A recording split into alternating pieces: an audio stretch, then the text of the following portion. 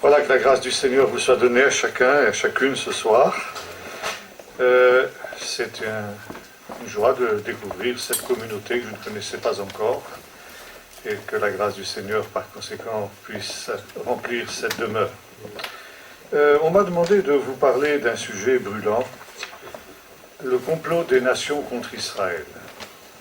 Et pour cela, j'aimerais que nous lisions plusieurs textes pour introduire cette réflexion. Le premier dans le psaume 83, à partir du verset 1er.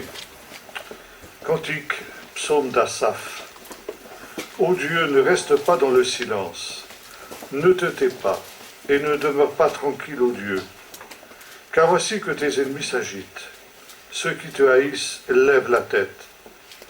Ils forment contre ton peuple des projets pleins de ruses.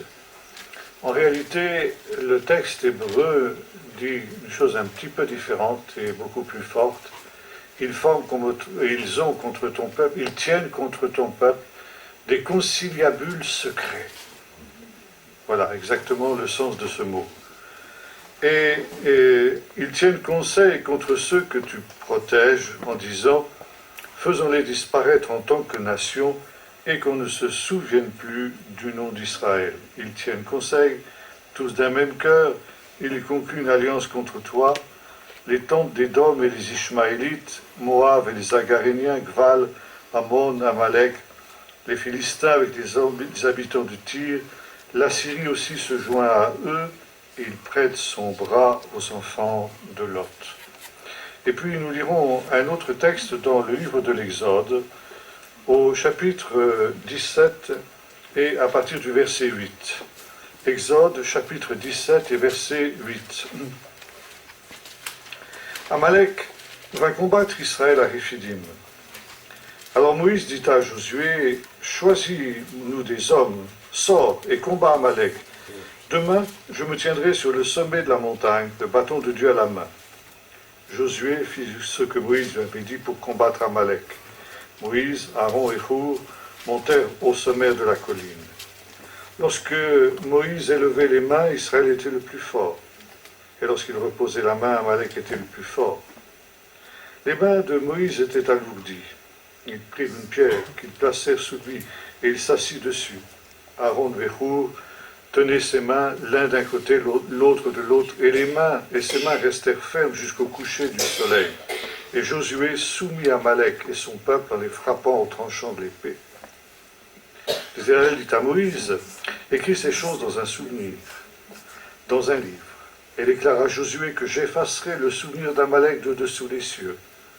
Moïse bâtit un autel qu'il appela du nom de l'Éternel, mon étendard, et il dit, parce qu'une main a été élevée contre le trône de l'Éternel, il y aura guerre de l'Éternel contre Amalek de génération en génération.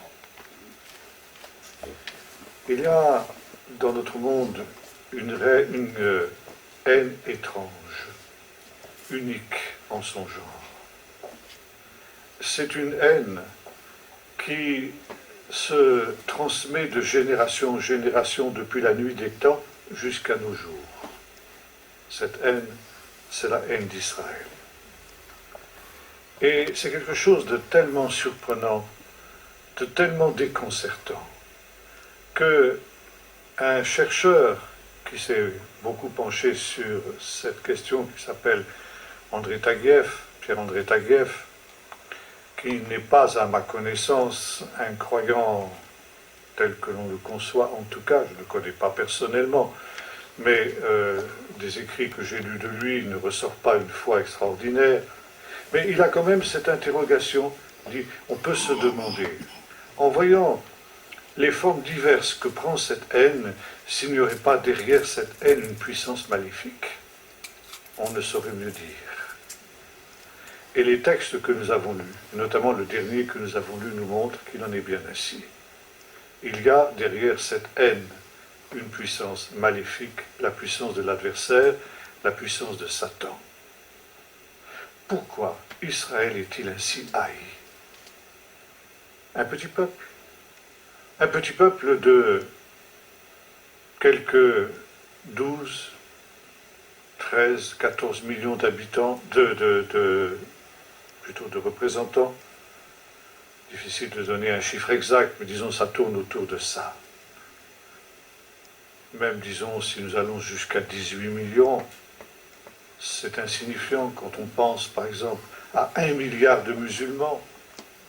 Quand on pense à ces millions de Chinois ou autres, n'est-ce pas, et ce petit peuple, eh bien, on a l'impression qu'il menace l'univers tout entier.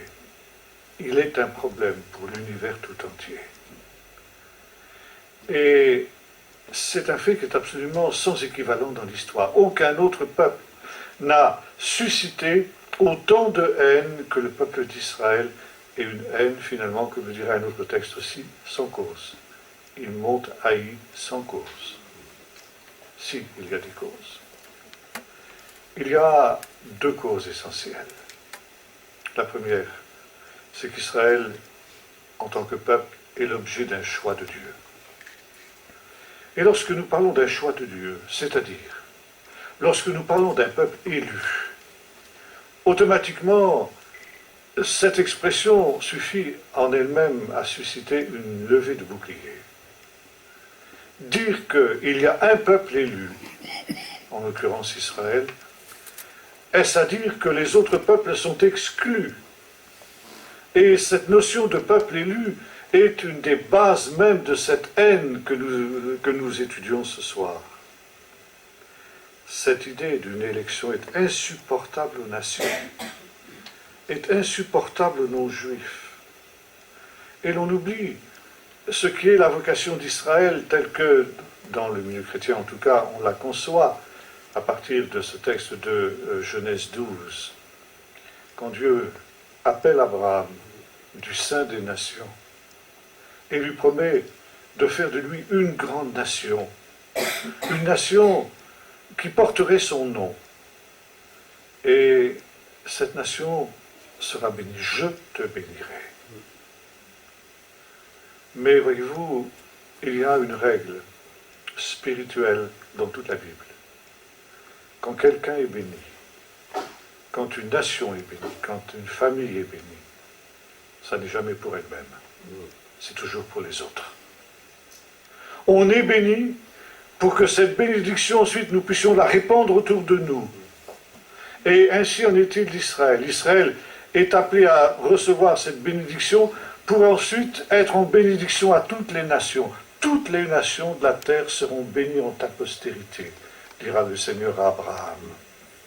Et l'on ne comprend pas que cette mise à part d'Israël, cette vocation spécifique, unique d'Israël, n'est pas quelque chose qui le met sur un piédestal par rapport aux autres peuples et qui lui confère une supériorité aux yeux de Dieu en particulier, mais qui est tout simplement le fait qu'il est appelé à être le canal de la bénédiction de Dieu pour les autres peuples et pour le monde entier. C'est ce que Jésus, par exemple, rappellera à la Samaritaine dans un texte bien connu, quand il lui dit « le salut vient des Juifs ». Non pas « le salut vient par les Juifs », mais le salut vient par ce que Dieu a donné aux Juifs. Et ce que Dieu a donné aux Juifs et donne aux Juifs est appelé à se répandre dans toutes les nations. Maintenant, il y a une deuxième raison pour laquelle Israël est haï. C'est parce que Israël est un peuple que Dieu a donné une révélation spéciale que l'on appelle la Torah. Et la Torah, on traduit cette expression improprement par le mot loi. C'est vrai, on va voir tout à l'heure qu'il y a de la législation dans la Torah, mais le mot Torah n'a pas exactement le sens de loi. Loi qui, notamment dans notre contexte moderne, est quelque chose qui est négatif. Loi, c'est quelque chose de contraignant. Nous avons vécu la Révolution française, glorieuse, bien entendu, et nous sommes le peuple de la liberté. Une liberté souvent très mal comprise, c'est-à-dire la licence de faire ses 400 fantaisies. Ce n'est pas du tout comme ça que la Bible nous parle de liberté. Mais le mot Torah signifie littéralement l'enseignement. Dieu va enseigner le peuple d'Israël pour que cet enseignement se répande ensuite aux nations, comme nous l'avons vu tout à l'heure. Et qu'est-ce que Dieu veut enseigner aux nations? Ce qu'il est. Ce qu'il comprend, ce qu'il aime, ce qu'il n'aime pas. Par conséquent, à faire la différence entre le bien et le mal.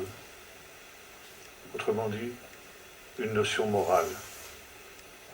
Et alors le mot moral, c'est un mot abominable aussi aujourd'hui dans notre monde moderne, y compris dans nos églises. Morale. Comme disait un ancien ministre de la Culture, que je ne nommerai pas, ce qui est immoral, ce serait de revenir à la morale. Depuis mai 68, nous savons qu'il n'y a plus de morale. Or, le Dieu de la Bible est un Dieu moral. Et dès les premières lignes du livre de la Genèse, il y a cette révélation d'un Dieu moral. Quand Dieu crée la lumière, il nous est dit qu'il voit que la lumière est bonne. Et il appelle la lumière jour et les ténèbres, il l'appelle nuit. Dire que la lumière est bonne, c'est dire que Dieu prononce un jugement de valeur sur ce qu'il a créé. S'il y a des choses qui sont bonnes, il y a aussi par conséquent des choses qui sont leur contraire et qui sont mauvaises. Si Dieu déclare bonne la lumière, implicitement ça veut dire qu'il déclare mauvaises les ténèbres. Un Dieu qui donne des jugements de valeur sur les œuvres de ses mains est un Dieu moral. Et ça, c'est ce qui est la spécificité même de la Bible et de la vision biblique. Les dieux des nations, les idoles, sont tout ce qu'on voudra, sauf des êtres moraux. Prenez par exemple les dieux des Grecs ou des Romains, et vous verrez qu'ils sont l'objet des mêmes passions que les hommes. Ils sont menteurs, voleurs, adultères, guerriers, violents, etc. Par conséquent, et ils n'exigent aucune conduite morale de la part de leurs adorateurs. Dieu, le Dieu de la Bible, est le seul Dieu de tous les dieux des nations, qui soit ce Dieu moral. Et c'est pourquoi la Bible est un livre moral. La Torah est un livre moral. Et c'est aussi la raison pour laquelle Dieu, ce Dieu moral, attend de ses créatures, des créatures libres qu'il a créées, que sont les hommes, ça veut dire vous et moi, il attend d'eux une conduite morale. Le prophète posait la question, on t'a fait connaître, ô homme, ce qui est bien. Qu'est-ce que l'Éternel demande de toi? Que tu aimes la justice et que tu pratiques la miséricorde et que tu marches humblement avec ton Dieu. Autrement dit, qu'est-ce que l'Éternel attend de toi? Que tu aies une conduite morale. Et ça, c'est insupportable à l'être humain. Israël est le peuple de la Torah. Ça veut dire de cette révélation morale qui lui a été donnée et qu'il a pour mission de répandre à tous les autres hommes. Mais parce que l'homme a choisi cette révolte contre Dieu, cette révolte dont nous parlons aussi ce soir, eh bien, l'homme ne peut pas accepter, l'homme naturel n'accepte pas une révélation qui serait une révélation morale. Et j'aimerais que nous lisions quelques versets encore dans le psaume 2, où nous voyons justement, dans le temps de la fin, le temps qui est le nôtre, cette révolte des nations contre non plus tant le peuple d'Israël, mais bel et bien contre la Torah du Seigneur. Psaume 2, un des psaumes les plus souvent cités dans le Nouveau Testament. Pourquoi les nations s'agitent-elles? Les peuples ont-ils de vaines pensées? Les rois de la terre se dressent et les princes se liguent ensemble contre l'Éternel et contre son Messie. Brisons leurs liens et rejetons loin de nous leurs chaînes. Les sages d'Israël se sont posé la question de comprendre le sens de ce dernier verset que nous avons lu. Brisons leurs liens et débarrassons-nous de leurs chaînes. De quel lien Et de quelle chaîne s'agit-il donc? Les versets précédents ont évoqué justement cette révolte, ce complot des nations contre l'Éternel, contre son Messie. Chose que nous voyons aujourd'hui. Et les sages nous ont dit qu'il s'agit là de la grande révolte finale qui est décrite dans ce psaume 2. Ensuite, il est question de ces liens et de ces chaînes.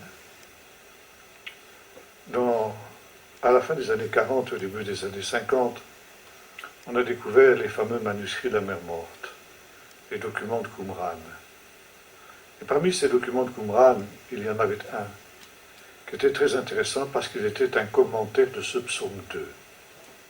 Un commentaire qui est pratiquement contemporain du Nouveau Testament, donc contemporain de Jésus.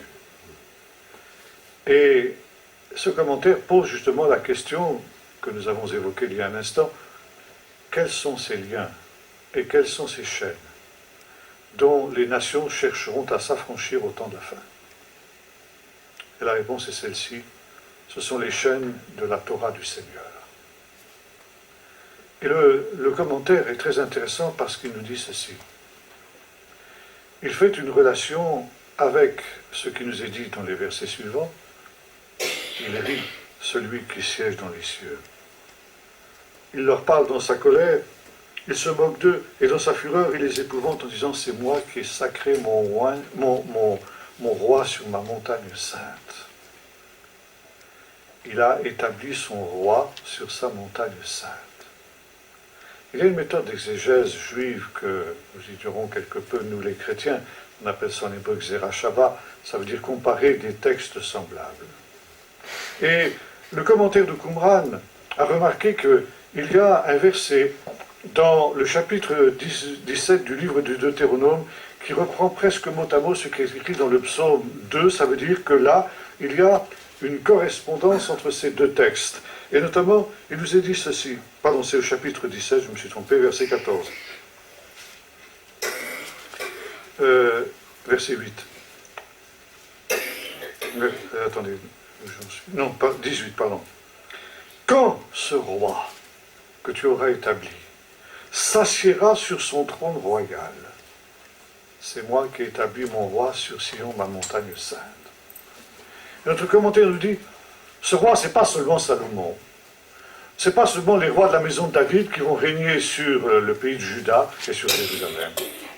Mais le roi dont il est question dans ce chapitre 17 du livre de Deutéronome, c'est bel et bien le Messie au temps de la fin. Et quand ce roi Messie, parce que c'est le sens du mot Messie, c'est une abréviation du roi qui a été oint, quand il s'assiera sur son trône royal, comme le dit ici le verset 18, il écrira pour lui dans un livre. Alors en hébreu ça se dit Mishneh Torah. Alors on traduit un double de cette Torah dans lequel il méditera, etc.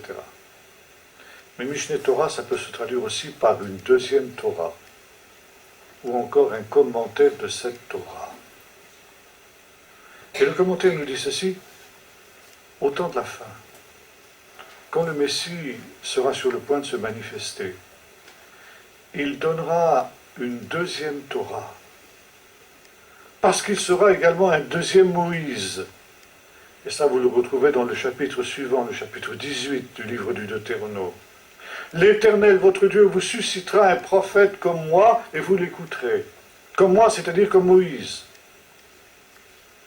Et là aussi, toute la tradition juive voit dans ce verset une prophétie messianique. Le prophète semblable à Moïse ne peut être autre que le Messie, car il est aussi écrit à la fin du livre du Deutéronome, il ne parut plus de prophète comme Moïse.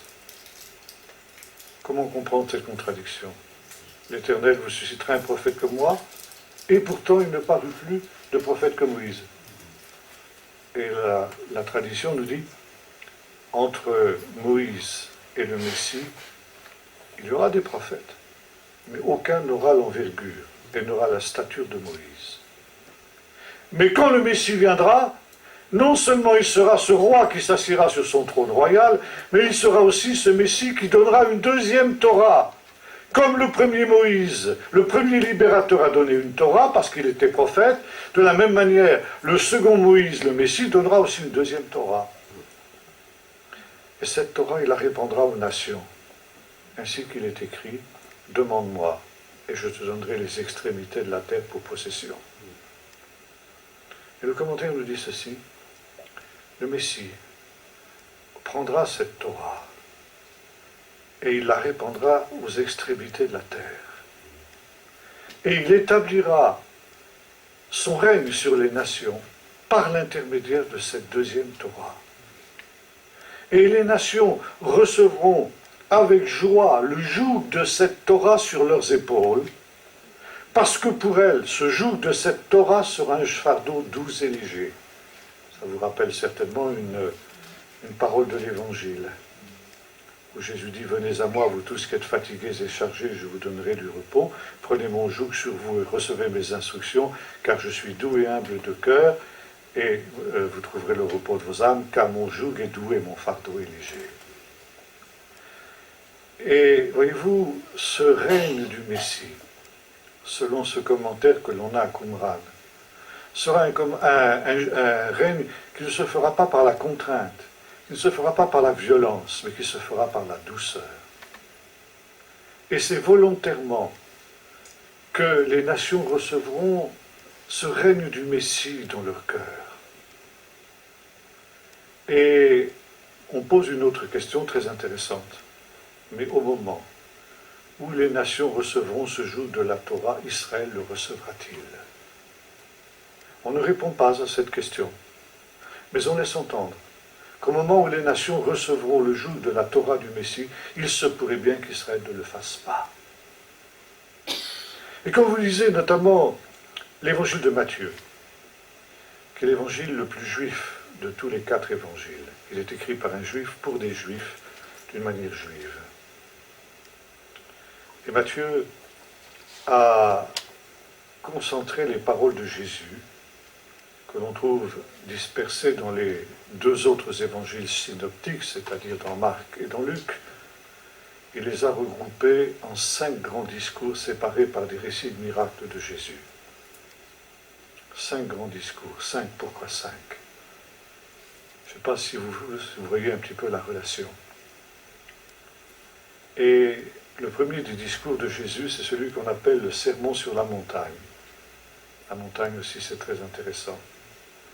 Petit à petit, vous avez des indices, 5 discours, dont le premier commence sur la montagne. Et d'ailleurs, ce premier discours de Jésus n'est autre qu'un commentaire de la Torah. Et ce discours nous dit de la chose suivante, ne croyez pas que je sois venu pour abolir la Torah et les prophètes. Je suis venu non pas pour abolir, mais pour accomplir. Bon, accomplir, il faut retraduire cette expression en hébreu. Ça veut dire pour, on dit en hébreu, les kayem, ce qui signifie littéralement donner l'explication véritable du commandement, par conséquent l'établir. Si on donne une véritable interprétation du commandement, alors on établit ce commandement sur des bases solides. Si on donne une interprétation erronée, on abolit le commandement. Et Jésus dit, vous avez entendu qu'il a été dit, et moi je vous dis, voilà la véritable signification du commandement. Mais Jésus ne remet pas en cause le commandement. S'il le faisait, il serait un faux prophète. Ça aussi nous l'avons dans le livre de Deutéronome. S'il surgit au milieu de toi un prophète qui annonce autre chose que cette Torah qui a été révélée, c'est un faux prophète, tu n'écouteras pas. C'est l'Éternel ton Dieu qui te tente, pour savoir si tu vas mettre ou non en pratique les commandements du Seigneur. Et par conséquent, il y a ici cette importance de cette Torah que Jésus confirme. Mais 5 grands discours, ça rappelle les 5 livres de Moïse, les 5 livres de la Torah, Genèse, Exode, Lévitique, Nombre, Deutéronome. Et comment la Torah, ces 5 livres de Moïse ont-ils été donnés? Donc, dans quel endroit? Sur la montagne du Sinaï. Et Jésus donne sa Torah, lui, le second Moïse, selon ce qui a été prophétisé, il la donne sur une montagne, c'est pas laquelle. Géographiquement, nous n'avons aucun indice qui nous permet de dire c'est cette montagne plutôt qu'une autre. une vieille tradition, peut-être exacte, peut-être pas, qui montre à côté de Capernaum une montagne qu'on appelle la montagne des Béatitudes, la montagne du sermon sur la montagne. Comme disent les Normands, peut-être bien que oui, peut-être bien que non, c'est peut-être là, c'est peut-être pas là, peu importe. Mais la montagne, ça veut dire c'est un nouveau Sinaï. D'où ce Jésus, ce second Moïse donne cette Torah qui a été prophétisée. Voyez-vous, Matthieu connaissait parfaitement bien cette interprétation que l'on a retrouvée à Qumran et dont je vous parle. Maintenant, le commentaire continue dit ceci. Mais dans les temps de la fin, juste avant que le Messie établisse son règne définitivement, ces mêmes nations qui, dans un premier temps, jusqu'aux extrémités de la terre, parce qu'il faut que cet évangile atteigne les extrémités de la terre, l'évangile c'est quoi? C'est justement cette nouvelle Torah. L'évangile, c'est la Torah de Jésus. Vous retrouvez d'ailleurs ça aussi à la fin de ce même évangile de Matthieu. Dans ce que on appelle, nos frères anglo-saxons en particulier appellent la grande commission. Aller dans le monde entier et prêcher l'évangile, ou la bonne nouvelle, ça veut dire la même chose, à toute la création. Et voilà, faites du sein des nations, de toutes les nations, faites des disciples. Baptisez-les au nom du Père, du Fils et du Saint-Esprit, et enseignez-leur à garder tout ce que je vous ai prescrit. Bon. Cette parole de Jésus nous est parvenue en grec, comme toutes les paroles du Nouveau Testament, parce que le Nouveau Testament nous est parvenu en grec. Mais Jésus ne l'a pas prononcé en grec. Jésus connaissait-il le grec? C'est possible. Mais même s'il connaissait le grec, il n'a pas parlé à ses disciples dans cette langue. Il l'a fait forcément en hébreu, non pas en araméen, pour des raisons que je ne peux pas vous expliquer ce soir, parce que ce serait trop long. Et si vous retraduisez ces paroles en hébreu, ça vous donne ceci. Enseignez-leur à garder toute ma Torah, puisque Torah, nous l'avons vu, c'est l'enseignement. Enseignez-leur à garder tout ce que je vous ai enseigné, ça se traduit en hébreu par enseignez-leur toute ma Torah. Par conséquent, cette bonne nouvelle qui doit être répandue dans le monde entier, c'est justement la Torah du Messie. Cette deuxième Torah qui avait été prophétisée par Moïse lui-même dans le chapitre 18 du Deutéronome que nous avons vu tout à l'heure. Et voilà, il faut, dit Jésus, que cette bonne nouvelle du royaume soit répandue dans toutes les nations, et seulement alors viendra la fin.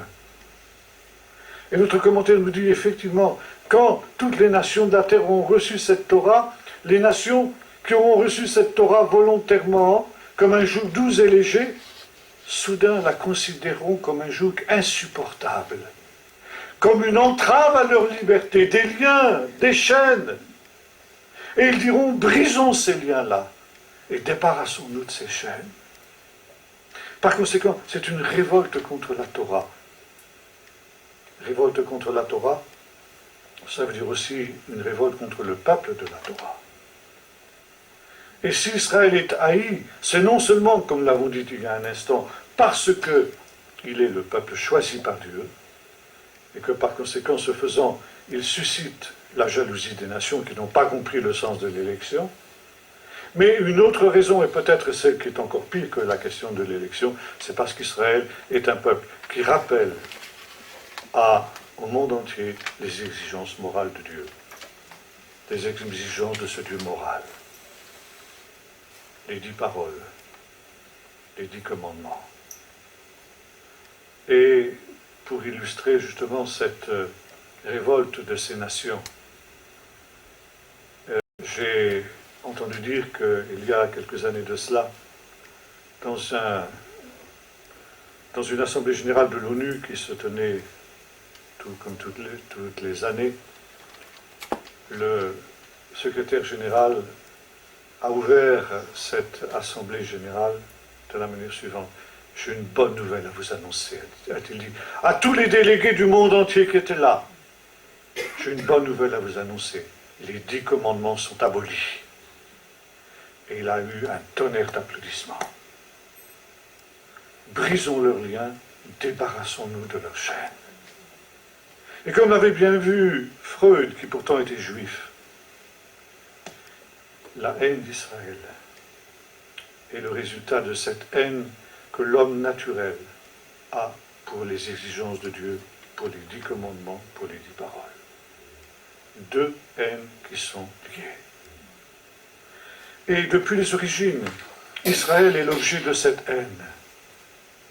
Bien sûr, je vais passer très rapidement en revue les différentes formes qu'a pris cette haine dans l'histoire. La première, évidemment, c'est la haine du Pharaon, qui a cherché à exécuter le premier génocide de l'histoire, en exterminant tous les nouveau-nés, les nouveau-nés mâles, qui naissaient au sein du peuple d'Israël esclave en Égypte. Et cette haine, elle était due justement aussi à ces 2 réalités, parce que le peuple égyptien était le peuple le plus évolué de la terre. Et il pensait aussi être le peuple élu des dieux. Et voilà qu'il y avait un autre peuple qui le concurrençait. Et sur le plan moral aussi, les Égyptiens étaient un peuple parfaitement corrompu. Confère l'histoire de Joseph et de la femme de Potiphar, par exemple. Et là, eh bien, le premier commandement condamnait tout ce qui était la base même de l'Égypte. Tu n'auras pas d'autre Dieu devant ma face, tu ne feras pas d'image de ces divinités-là pour te prosterner devant elles et pour les adorer. Et ça, c'était intolérable pour les Égyptiens. Et le Pharaon, qui était lui-même adoré comme un dieu, a cherché à détruire le peuple d'Israël. Et puis, quelque temps plus tard, après la sortie d'Égypte, nous retrouvons juste avant le don de la Torah, cet épisode de cette première guerre que le peuple d'Israël a dû mener contre ses ennemis dans le désert, ce peuple bédouin, ce peuple de nomades qui étaient les Amalécites. Très intéressant. Les Amalécites ne sont rien d'autre que les ancêtres des peuples arabes actuels. Et cette guerre, manifestement, selon le récit que nous avons lu tout à l'heure dans le livre de l'Exode, n'était pas une guerre humaine seulement. C'était une guerre spirituelle, une guerre surnaturelle. Et le combat que le peuple d'Israël a dû mener contre Amalek était un combat à 2 dimensions. Une dimension humaine, militaire, que Josué a menée avec des hommes d'élite qu'il avait rassemblés. Mais pendant que ce combat militaire avait lieu, il y avait un combat spirituel qui se tenait sur la montagne où Moïse intercédait devant Dieu. Et ça, c'est l'image de toutes les guerres d'Israël dans l'histoire. À la fois, il y a une dimension terrestre, une dimension qui fait qu'on pourrait considérer qu'Israël finalement est un peuple comme tous les autres peuples. Mais il y a une dimension dans les combats d'Israël qui est unique et qu'on ne trouve dans l'histoire d'aucun autre peuple. C'est justement cette dimension spirituelle du combat contre des puissances des ténèbres. Et lorsque Amalek a été pour l'heure vaincu, il nous a dit ceci, le Seigneur parle à Moïse et dit, puisque la main d'Amalek a été levée contre le trône de l'Éternel, il y aura guerre entre Israël et Amalek de génération en génération, mais au temps de la fin, j'effacerai la mémoire d'Amalek de dessous les cieux. Et on retrouve ça au livre du Deutéronome. Quand tu seras rentré dans le pays que l'Éternel, ton Dieu, te donne, tu effaceras la mémoire d'Amalek de dessous les cieux, ne l'oublie pas. Et dans quelques semaines maintenant, le peuple d'Israël va fêter une fête mineure qui n'est pas évoquée dans la Torah, qui est la fête du Purim. Cette fête, c'est la fête de la délivrance miraculeuse qui a été opérée par Dieu en faveur du peuple d'Israël à l'époque de la reine Esther. Parce que le peuple d'Israël, à nouveau, s'est trouvé devant une nouvelle tentative de génocide, qui avait pour auteur non plus le pharaon d'Égypte, mais le roi de Perse, Assuérus, qui avait été conseillé pour le mal par un certain Aman, qui lui-même était un descendant des Amalécites. Et le Shabbat qui précède cette fête des Purim, qui est une fête joyeuse, on se réjouit de cette grande délivrance que Dieu a accordée à son peuple. Ce Shabbat précédent s'appelle le Shabbat Zchor, souviens-toi. Parce que justement, Israël a été libéré une nouvelle fois de la main d'Amalek. Et on rappelle de chaque année, au moment de cette délivrance, cet ordre que Dieu a donné à Moïse: quand tu seras rentré dans le pays que l'Éternel ton Dieu te donne, tu effaceras la mémoire d'Amalek de dessous les cieux, ne l'oublie pas. Et le commentaire des sages est celui-ci: à toutes les générations, Israël doit faire face à Amalek. Amalek est comme ce serpent à 7 têtes. Quand on coupe une tête, elle repousse. Elle repousse sous une forme différente, mais elle repousse. Et la perspicacité, la sagesse du peuple d'Israël, c'est de savoir discerner quelle forme prend Amalek dans cette génération. À l'époque de l'esclavage d'Égypte, nous avons vu, Amalek a pris la forme de Pharaon. À l'époque de l'Exode, ça a été l'Amalek historique. À l'époque de la reine Esther, ça a été Aman et tous ceux qui étaient autour de lui. Et on pourrait continuer dans toute l'histoire pour montrer justement comment Amalek a ainsi ressurgi.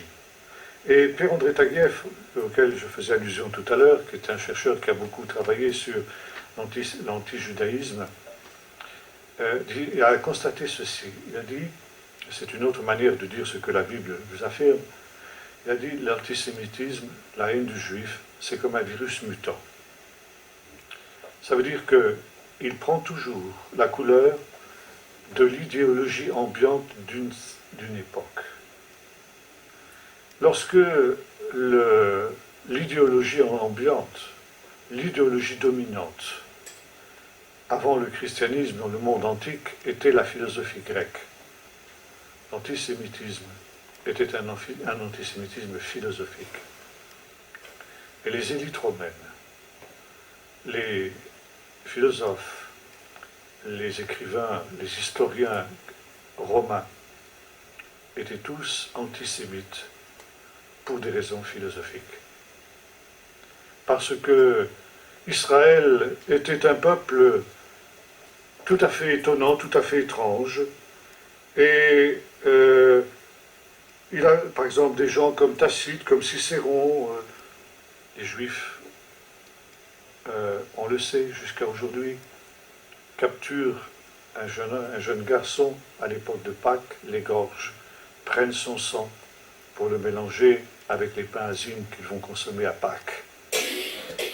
Cette vieille légende complètement stupide, quand on sait que le juif n'a même pas le droit de manger le sang d'un animal, à plus forte raison le sang d'un être humain. Mais cette vieille stupidité a tellement la vie dure. Elle a commencé à l'époque gréco-romaine, et on la retrouve jusqu'à aujourd'hui, jusqu'à il y a quelques années de cela, le représentant à l'ONU de la Syrie a encore accusé les Juifs de cette vieille accusation qui remonte à la nuit des temps. Et ça, vous la trouvez à cette époque-là déjà. Vous retrouvez aussi l'idée que les Juifs sont des gens paresseux. Vous vous rendez compte? Ils s'arrêtent de travailler un jour sur 7. Les Juifs sont des gens sales. Ils sentent l'odeur du soufre toujours, l'odeur de l'enfer, parce que c'est un peuple diabolique. Et je pourrais continuer comme ça. Vous voyez, la stupidité de ces stéréotypes. Mais ces stéréotypes vont se poursuivre dans l'histoire pratiquement sans interruption jusqu'à nos jours. Puis l'Empire romain va devenir, entre guillemets, chrétien, avec la conversion de Constantin. Et là, il y a une mutation qui s'opère dans l'idéologie dominante du monde antique. L'idéologie dominante va être le christianisme abattardie, plus tout à fait le christianisme véritable, mais enfin, le christianisme. Et par conséquent, le virus de l'antijudaïsme va muter de philosophique, il va devenir religieux. Et nous allons avoir la naissance d'un antisémitisme chrétien, entre guillemets, si tant est qu'il puisse y avoir un antisémitisme chrétien. Et on va recycler les vieux mythes, mais pour les christianiser. Alors évidemment, le crime rituel dont je parlais tout à l'heure va continuer à exister, mais on va trouver maintenant un nouveau motif de haine contre le juif. Les juifs ont crucifié Jésus. C'est le fameux crime de déicide. Comme Jésus est de nature divine, d'essence divine, en tuant Jésus, les juifs ont tué Dieu. Peut-il y avoir un crime aussi abominable que celui-là? Tuer Dieu, on ne peut pas faire pire, comprenez bien. Par conséquent, les Juifs vont être l'objet d'un châtiment exemplaire. Un châtiment qui ne pourra, leur crime ne pourra jamais être expié, leur crime ne pourra jamais être pardonné. D'ailleurs, ils l'ont dit eux-mêmes, quand ils ont dit que son sang soit sur nous et sur nos enfants. Et puis, à la fin du Moyen-Âge, il va y avoir un formidable essor de l'occultisme, la sorcellerie. Et beaucoup cherchent le contact avec le diable. Comment entrer en contact avec le diable? C'est très simple. Il y a un peuple qui est diabolique, c'est le peuple juif. Eh bien, c'est écrit en toutes lettres dans l'Évangile. Vous avez pour père le diable, dit Jésus. On oublie simplement de dire que Jésus n'a dit que cela, qu'à un certain nombre, un petit nombre de ses adversaires. Il n'a pas dit ça de tous les juifs. Mais il est aussi question d'une synagogue de Satan dans le livre de l'Apocalypse. Alors on globalise, on fait l'amalgame, alors que cette parole s'adressait à des gens qui étaient juifs, qui se disaient juifs et qui ne l'étaient pas, donc à des non-juifs. On l'applique à tous les juifs de tous les lieux, de tous les temps. La synagogue est forcément une synagogue de Satan. Le Shabbat, c'est quelque chose de diabolique. Ne parle-t-on pas du sabbat des sorcières? Et voyez-vous, tous ces vieux stéréotypes qui sont recyclés là. Et puis, il va y avoir une nouvelle forme de ce terrible virus, ce mortel virus, pas seulement pour les Juifs, mais pour ceux qui professent cette haine. Parce que cette haine, elle est mortifère pour celui qui la professe. Eh bien, c'est au moment de l'émancipation, ou en Révolution française, quand, en principe, on émancipe les Juifs, on leur donne l'égalité des droits. Et l'on pensait que cette vieille haine qui était, imaginait-on, un aspect du christianisme que l'on voulait aussi tourner, eh bien, voilà qu'il renaît sous une autre forme. L'idéologie dominante, à partir de la fin du XVIIIe siècle, durant tout le XIXe siècle jusqu'à la Première Guerre mondiale, ça va être le nationalisme. En principe, les Juifs sont des citoyens des pays au sein desquels ils résident. Mais ce sont des citoyens suspects. Ils sont un peuple unis entre eux. Ils sont un peuple cosmopolite qui se tient et se tiennent les uns les autres, d'une nation à l'autre, au-delà des frontières, au-delà des barrières des langues, etc. Et il y a un complot mondial des Juifs pour dominer le monde. Vous retrouvez ça chez Hitler, vous retrouvez ça jusqu'à nos jours chez les peuples arabo-musulmans. Et il va naître alors ce qu'on appelle l'antisémitisme, parce que les Juifs sont un peuple oriental qui vit en Occident. Mais qu'il y a un élément étranger, hétérogène dans la culture européenne, qui est étranger à cette culture et qui a amené une idéologie étrangère au génie européen, à savoir le judéo-christianisme. Et on commence à englober dans la même haine, la haine du juif et la haine du christianisme. Brisons leur lien et débarrassons-nous de leur chair. Vous voyez le poison qui avait été dénoncé déjà par le psalmiste dans le psaume 2, comment petit à petit il se distille. et ça aboutit à la Shoah, ça aboutit à Hitler. Il faut purifier l'Europe de cet élément cosmopolite et hétérogène, oriental, sémite que sont les Juifs, et bien par l'annihilation de ce peuple. Hitler disait, les Juifs, ce sont comme des rats qui diffusent la peste. Quand on a des rats qui diffusent la peste, qu'est-ce qu'on fait? On élimine les rats. Alors, puisque les Juifs aussi distillent le poison qui empoisonne l'Europe, à savoir le judéo-christianisme, il faut éliminer les Juifs. Et c'est la Shoah. 6 millions de Juifs vont payer de leur vie cette monstruosité qui vient directement de l'enfer, qui vient directement de l'adversaire.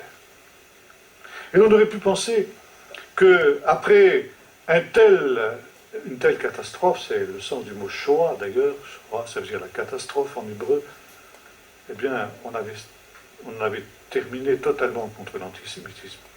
Eh bien non.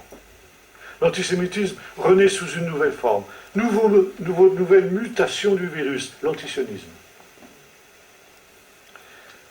Aujourd'hui, plus personne, à part quelques lepénistes attardés, ne professe le bon vieil antisémitisme d'Adolf Hitler, sous-entendu. Et tout le monde s'accorde, tout le monde, à part ces quelques attardés, a condamné cet antisémitisme, ce racisme hitlérien. C'est même devenu le péché contre le Saint-Esprit de la religion laïque moderne. On ne peut pas commettre crime plus grand que le racisme. Et chaque fois que survient, par exemple, un anniversaire de la fin de la Deuxième Guerre mondiale, de la libération des camps d'Auschwitz, alors on entend des magnifiques discours, des cérémonies émouvantes en mémoire des victimes. On pleure sur ces malheureuses victimes, ces 6 millions de Juifs. Et au même moment où on verse ces larmes de crocodile, on est en train de préparer l'extermination des Juifs d'Israël. Mais on n'est pas antisémite, vous comprenez. On est antisioniste. On n'est pas contre les Juifs en soi. On est contre ces méchants Juifs qui ont la mauvaise idée de recréer un État au sein du monde arabe, dans la Palestine, comme on l'appelle aujourd'hui. Et il ne faut pas confondre les deux choses. On peut être antisioniste sans être pour autant antisémite. Du moins, c'est ce qu'on prétend. Je me souviens, il y a quelques années de cela, je débattais avec un pasteur évangélique en Suisse, devant la télévision, sur cette question d'antisionisme. Et ce pasteur antisioniste avait commencé par reprendre cette ancienne que je viens d'évoquer. Je suis antisioniste, mais je ne suis pas antisémite. J'aime les Juifs, il n'y a pas plus grand ami des Juifs que moi. Mais dans l'intérêt des Juifs eux-mêmes, parce que les Juifs sont un peuple spirituel qui ne doit pas salir ses mains dans la politique humaine comme il le fait actuellement avec ses afro-sionistes, je suis antisioniste. Et voilà, il continuait sur ce registre. Et le journaliste s'est tourné vers moi et dit, Monsieur Taubois, vous serez, je pense, d'accord avec ce monsieur pour dire qu'on peut être antisioniste sans être antisémite. Je dis non, je ne suis pas d'accord. Pour moi, antisionisme et antisémitisme, c'est la même chose, et je vous le prouve. Qu'est-ce que c'est que l'antisémitisme? C'est refuser aux Juifs ce que l'on accorde à tout être humain, ou exiger de lui ce que l'on exige d'aucun autre être humain, c'est-à-dire un surcroît de vertu et de probité. Puisque le peuple juif est le peuple de la Torah, est un peuple moral, ben qu'il montre en ayant une morale supérieure à celle des autres. Et on admettra parfaitement, par exemple, que des Arabes assassinent froidement hommes, femmes et enfants dans une synagogue en Israël ou en dehors d'Israël, mais qu'Israël est le toupet de se défendre et de tuer les assassins de ses enfants, c'est un crime impardonnable. C'est une riposte disproportionnée, de poids et de mesure. Or, toute ethnie, quelle qu'elle soit, par exemple une ethnie qui habite sur une île du Pacifique ou de l'océan Indien, 300 000, 500 000 habitants sur cette île, selon la charte de l'ONU, a le droit de s'autodéterminer et de créer sur cette île un État indépendant reconnu immédiatement par l'ONU.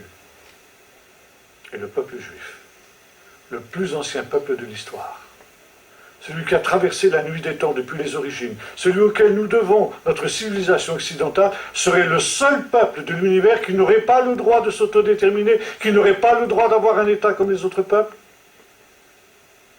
Si vous êtes antisioniste et que vous refusez ce droit au peuple d'Israël, alors vous êtes antisémite, tout simplement, parce que vous faites une discrimination entre le peuple juif et les autres peuples. Alors voyez-vous, ici ce virus mutant, la mémoire d'Amalek. Et la Bible évoque dans le psaume 83 que nous avons lu tout à l'heure, la dernière révolte des nations contre le peuple d'Israël.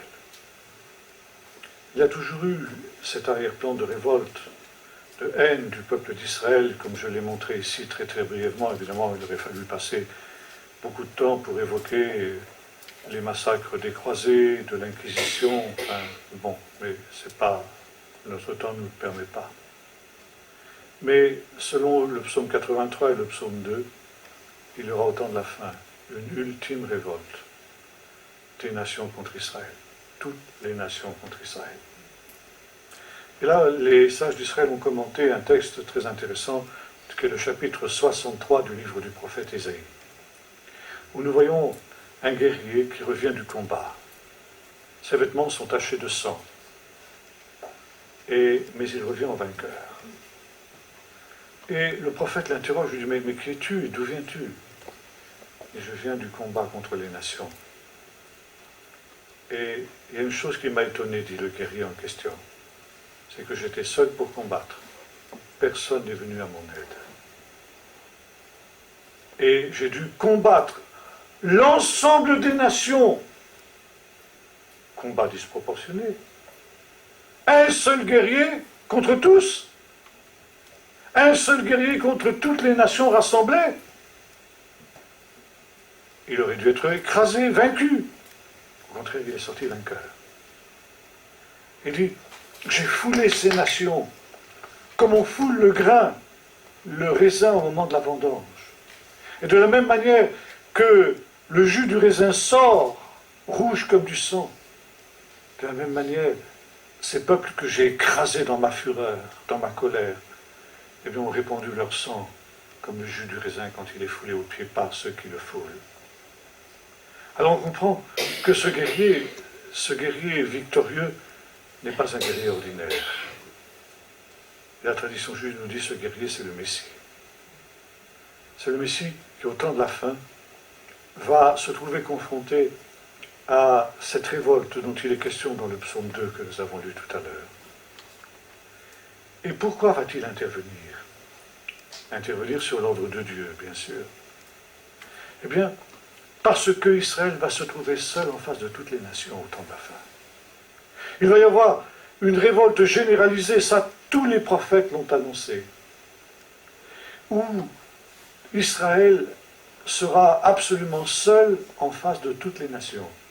Et comme l'a dit un sage du XIIIe siècle qui s'appelait le Balatourim, qui vivait en Espagne au XIIIe siècle, il a dit, commentant ce chapitre 63 d'Ésaïe, au temps de la fin, on verra quelque chose d'unique, de jamais vu dans l'histoire. Même les nations les plus dépravées ont toujours eu des alliés. Hitler avait des alliés, Staline avait des alliés, la Corée du Nord a des alliés, la Chine de Mao Tse-tung avait des alliés. Et au temps de la fin, Israël sera seul, abandonné de tous, il n'aura aucun allié pour le défendre. Il y a quelques années de cela, du temps de la présidence de l'ex-président George Bush, j'avais été amené à évoquer dans une de mes conférences ce chapitre 63 d'Ésaïe. Et à la fin de la réunion, un frère était venu vers moi, m'a dit, écoutez, je ne suis pas tout à fait d'accord avec ce que vous avez dit. J'avais en effet déclaré ceci. Pour le moment, j'avais dit, Israël n'a plus qu'un seul allié. Il y a belle lurette que l'Europe a abandonné Israël depuis 1967 en particulier, puis 1973. Mais Israël a un allié, un seul allié, un allié de poids. Le plus grand pays du monde, les États-Unis. Et ce seul allié, pour Israël, vaut tous les autres, toutes les autres nations. Aussi longtemps qu'Israël aura le soutien des États-Unis, toute la coalition des nations ne pourrait rien contre lui. Mais, selon la Bible, attendez-vous à ce qu'un jour, les États-Unis abandonnent Israël. Et c'est là que ce frère m'avait dit, je ne suis pas d'accord avec ce que vous avez dit. Je connais très bien les États-Unis, je peux vous dire une chose. Jamais les États-Unis n'abandonneront Israël. Je dis, mon cher frère, il ne faut jamais dire jamais. Surtout quand la Bible dit le contraire. Or, on est obligé de constater aujourd'hui que depuis la venue au pouvoir du président Obama, eh bien, Israël est en passe d'être lâché par les États-Unis. J'étais avec un géopoliticien de très haut niveau, pas plus tard qu'hier, à Lausanne, Guimilière, et nous parlions ensemble des prochaines élections qui vont avoir lieu aux États-Unis en novembre prochain. Je disais, ça va être déterminant. Si un républicain arrive au pouvoir, alors tout est possible.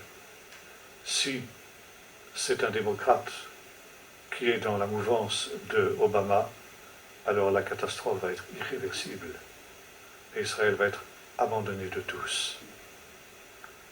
Alors, quand sera-t-il? Nous ne savons pas, personne ne le sait, c'est le secret de Dieu. Mais nous voyons déjà une possibilité pour Israël d'être abandonné par son ultime allié et par conséquent de demeurer seul. Et s'il reste seul, il est forcément en danger de mort. Toutes les nations contre Jérusalem, bien sûr, l'armée d'Israël est une armée puissante, mais que peut-elle faire contre toutes les nations liguées contre elle? Il est évident que le combat est inégal. Et voyez-vous, le prophète entend de la part du Messie, ce Messie guerrier, non plus le guerrier, le Messie doux, qui vient sur un âne dont nous avons parlé tout à l'heure, et qui répand sa Torah aux nations, en disant « Je suis doux et humble de cœur, vous recevrez le repos de vos âmes ». Mais c'est lorsque les nations ont dit « Brisons leurs liens et débarrassons-nous de leurs chaînes » qu'il va maintenant se métamorphoser. Ce Messie humble et doux de cœur devient ce guerrier victorieux du chapitre 63 d'Ésaïe. Et il y a une chose très intéressante, un parallèle qui est à faire. C'est que nous vivons aujourd'hui la prophétie où Jésus dit ceci, que Jérusalem sera foulée aux pieds par les nations jusqu'à ce que les temps des nations soient accomplis. Laissant entendre que lorsque Israël reviendra dans son pays, la souveraineté des nations sur Jérusalem cessera, ce qui a été le cas le 7 juin 1967, une date prophétique extraordinaire que les chrétiens feraient bien de noter à l'encre rouge dans leur Bible. 7 juin 1967. Or, quand vous retraduisez en hébreu aussi cette parole, jusqu'à ce que le temps des nations soit accompli, ça vous donne ceci, Adkish le mouitot agoyim, ce qui peut se traduire de la manière suivante, jusqu'à ce que les nations aient mis le comble. Le comble à quoi? Ça, un vieux commentaire aussi, qui date d'un siècle et demi avant Jésus, nous répond. Il nous dit ceci, commentant ce texte du psaume 2, il nous dit ceci, pour châtier les nations, le souverain maître du monde, c'est-à-dire Dieu, attend qu'elles aient mis le comble à leur péché. Le comble du péché. Et nous arrivons à cette date qui a suivi le 7 juin 1967, mai 68. Mai 68, ça a été cette grande révolte dont il est question dans le psaume 2, contre l'Éternel, contre son Messie, contre la Torah et contre le peuple d'Israël. Et notre président de la République de l'époque, Charles de Gaulle, a pris la tête de cette croisade qui est en train de porter ses fruits amers aujourd'hui, où toutes les nations sont contre Jérusalem. La France porte une responsabilité essentielle dans ce complot des nations contre Israël. Et les deux intervenants que nous avions hier à Lausanne ont démontré ça en long, en large et en travers, que comment justement la France est au centre de ce drame. Et par conséquent, il y a une malédiction particulière sur notre peuple de France. Je dis ça avec beaucoup de tristesse, parce que je suis français, que j'aime mon pays, mais c'est une réalité. Et c'est la raison pour laquelle nous devons prier spécialement pour notre pays, à cause de cette malédiction qui repose sur nous. Mais 68, brisons leurs liens, débarrassons-nous de leurs chaînes. Interdit d'interdire. Plus de loi, plus de morale, comme nous disions tout à l'heure. Et par conséquent, eh bien, en même temps qu'il y a cette révolte des nations contre la Torah du Seigneur, il y a cette révolte des nations contre Israël. Une révolte qui est d'abord une révolte spirituelle contre la moralité de la Torah, et qui prend ensuite un aspect militaire contre le peuple qui incarne cette révélation morale de la Torah qui est le peuple d'Israël. Et aujourd'hui, nous vivons ce drame d'une manière très particulière et évidemment avec des conséquences qui sont gravissimes, comme nous lisons dans la suite du psaume 2. Il rit, celui qui est assis dans les cieux, et se moque d'eux. Puis il les épouvante dans sa colère. Il dit, c'est moi qui ai oint mon roi sur ma montagne sainte. Et voilà, autant il a été ce roi doux et léger, ceux qui répondaient ce jour doux et léger, autant il dit maintenant, ces nations, tu les briseras avec un bâton de fer. Tu les mettras en pièces comme un vase de potier. Et voyez-vous, c'est ce qui va se passer maintenant. Le jugement de Dieu. Mais tout ne s'arrête pas là. Dieu est un Dieu qui n'aime pas la mort du pécheur, mais il veut qu'il se repente et qu'il vive. Et le jugement, quand Dieu est obligé de prononcer des jugements, c'est à contre-cœur qu'il le fait. Et le jugement n'est jamais le dernier mot de Dieu, c'est toujours le mot avant-dernier. Et le mot avant-dernier, eh bien, c'est la régénération, la restauration, le rétablissement. Et les prophètes ont annoncé qu'après cette période de jugement, il y aurait un autre dénouement. Et nous voyons ces nations qui seront montées contre Jérusalem pour la guerre. Nous les voyons maintenant brisées, désarmées. Leur puissance maléfique est détruite. Et il y a une nouvelle montée des nations à Jérusalem, non plus pour la guerre, mais pour la paix. Et c'est le merveilleux chapitre 2 du livre du prophète Ésaïe, au temps de la fin, Perchéret Ayamim, et non pas dans la suite des temps, comme traduisent la plupart de nos Bibles, ce qui ne veut rien dire, mais à la fin des temps. Alors, la montagne du temple du Seigneur s'élèvera au-dessus de toutes les montagnes. Elle s'élèvera au-dessus de toutes les collines, et les peuples y afflueront. Ils diront, montons à la maison du temple de Jacob, pour qu'il nous enseigne ses lois et que nous marchions dans ses statuts. Voyez-vous, ces nations qui se seront révoltées contre la morale de la Torah, eh bien auront soif de la Torah, parce qu'ils auront compris que, loin d'être ces chaînes asservissantes qu'ils ont voulu briser, la Torah est la condition même de leur bénédiction et de leur liberté. Qu'il nous enseigne sa Torah et que nous marchions dans ses statuts, car de Sion sortira la Torah.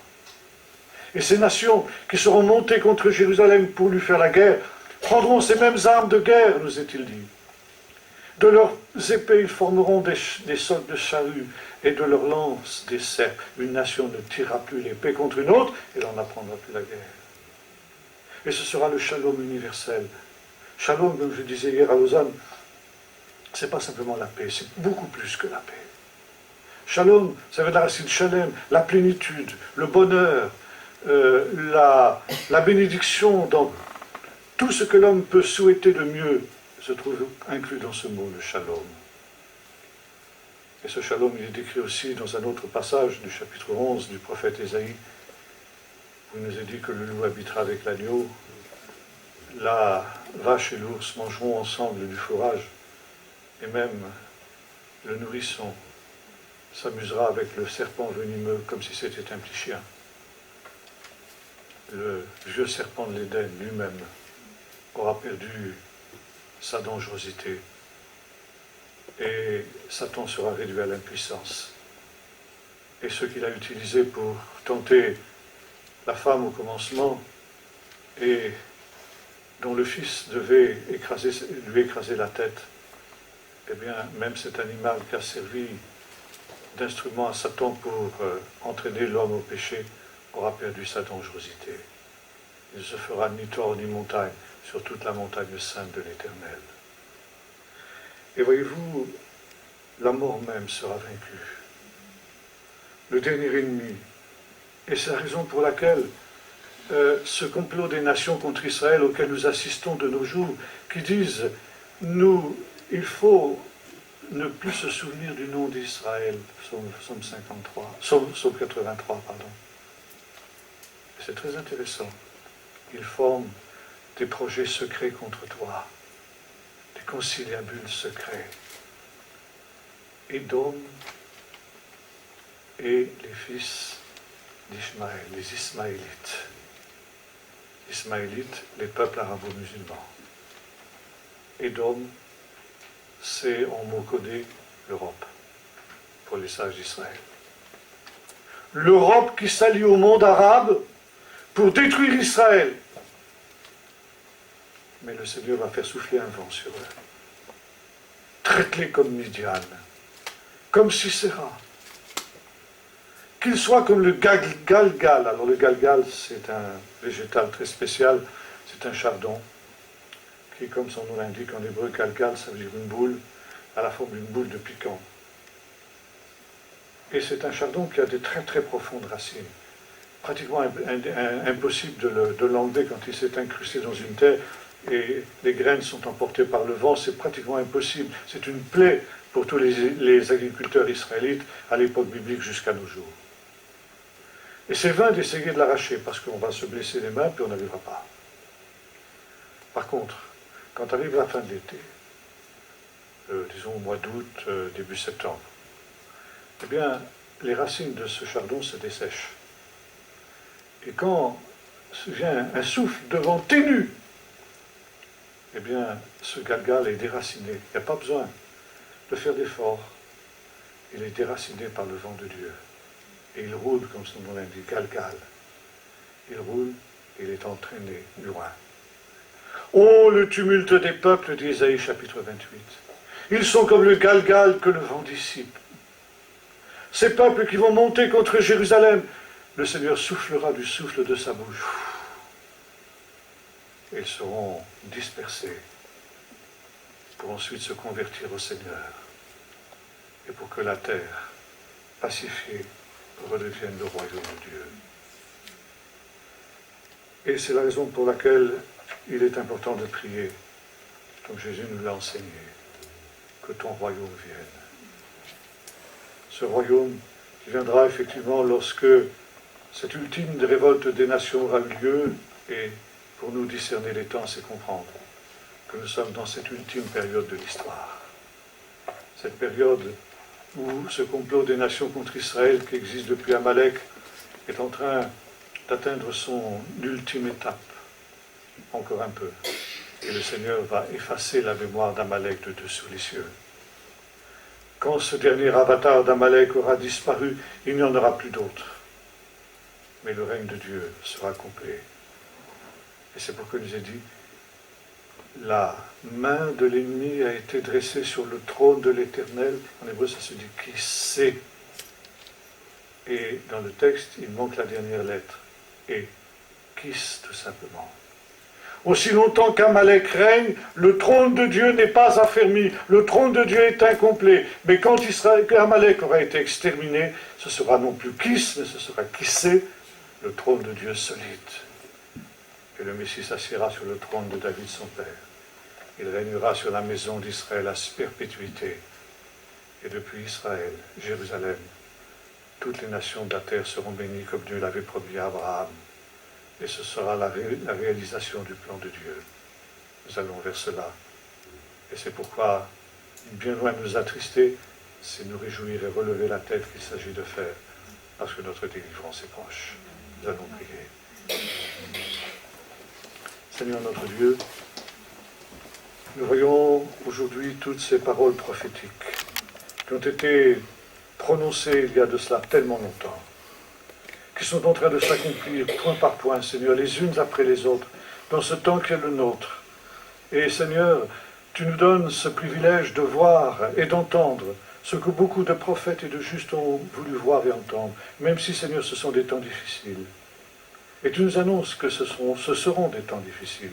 Tu n'as pas voulu nous cacher, Seigneur, les difficultés de ce temps. Mais tu nous as enseigné, Seigneur, que ce ne serait pas le dernier mot. Que c'était un passage obligé pour que vienne ton royaume. Et ce faisant, Seigneur, tu nous exhortes à persévérer jusqu'à la fin. Celui qui persévérera jusqu'à la fin sera sauvé. Celui qui persévérera arrivera au but. Seigneur, donne-nous ce que le voyant de Patmos aussi déclarait être la persévérance des saints. Ceux, Seigneur, qui ne se lassent pas, qui ne se découragent pas en face des difficultés du temps présent, mais qui savent y reconnaître les sursauts de l'agonie d'un monde qui est en train de périr, pour laisser la place à la naissance d'un monde nouveau, où la justice habitera. Et avec nos frères des premiers siècles, Seigneur, nous voulons te dire, comme le disait aussi l'Esprit et l'Épouse, périsse ce monde et vienne ton royaume.